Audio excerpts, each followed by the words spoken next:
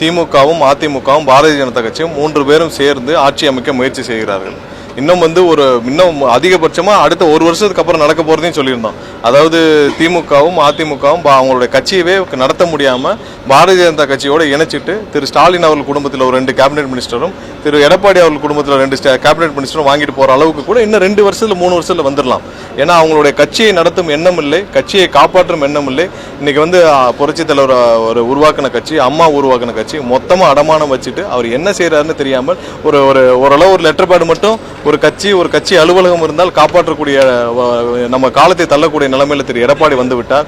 திரு ஸ்டாலின் அவர்கள் இந்த கட்சி என்ன பண்ணணும் இல்ல யாரை நம்பி கொடுக்கணும் எதுவுமே தெரியாமல் அவரும் நிற்கிறார். அவங்களுக்கு தேவை இப்போ ஒரு 5 வருஷத்துக்கு காலத்தை ஓட்டுவதற்கு ஒரு இடம்.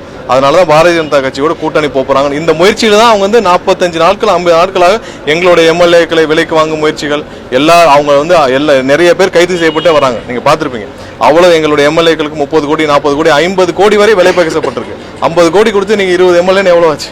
சோ இந்த அளவுக்கு பணம் கொடுத்து இவங்களை விலை பேசும் அளவிற்கு இன்னமும் அந்த முயற்சியை தினமும் செஞ்சுக்கிட்டு தான் இருக்காங்க. அது இல்ல அந்த முயற்சியை தினமும் செஞ்சுக்கிட்டு தான் இருக்காங்க.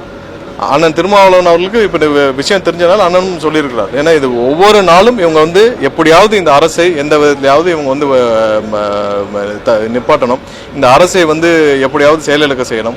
அதற்கான குறுக்கு வழி முயற்சியில எம்எல்ஏக்களை வாங்கும் 50 கோடி கொடுத்து எம்எல்ஏ வாங்க முயற்சி செய்யும் ஒரு திரு ஸ்டாலின் அவர்களும் திரு எடப்பாடி அவர்களும் கடைசி காலமா இனி அடுத்த முயற்சியா பாரதிய ஜனதா கட்சியோட கூட்டணி சேரக்கு தான் முயற்சியை நடந்திருக்காங்க. இதான் 40 நாள் 50 நாள் நாங்களும் சொல்லிட்டு இருக்கோம். இன்னைக்கு அவங்களே வெளியில சொல்றாங்க. இப்ப அவங்க சம்பந்தப்பட்ட ஒரு முன்னாள் அமைச்சர் அனிதா ராதாகிருஷ்ணன் சொல்ற அளவுக்கு இருக்குன்னா அவங்களுடைய முடிவுகள் எட்டப்பட்டு விட்டுச்சு.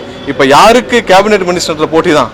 இப்ப அந்த திமுக இருக்கிற எம்பிக்கள்ல யாருக்கு எத்தனை கேபினெட் மினிஸ்டர் வேணும், இல்ல அதிமுக எத்தனை பேருக்கு கேபினெட் மினிஸ்டர் வேணும், இல்ல இவ எந்த ப்ரொபோசிஷன்ல இவங்க பாரதிய ஜனதா கட்சியோட கூட்டணி சேருவாங்க, இல்ல 3 பேரும் ஒன்று சேர்ந்து பாரதிய ஜனதா கட்சியோட போறாங்களா, இல்ல கட்சியவே மொத்தமா இணைக்க போறாங்களா, இல்ல எல்லாரும் சேர்ந்து இணைக்க போறாங்கன்ற பேச்சுவார்த்தை நடந்துட்டு இருக்கிற மாதிரி தெரியுது.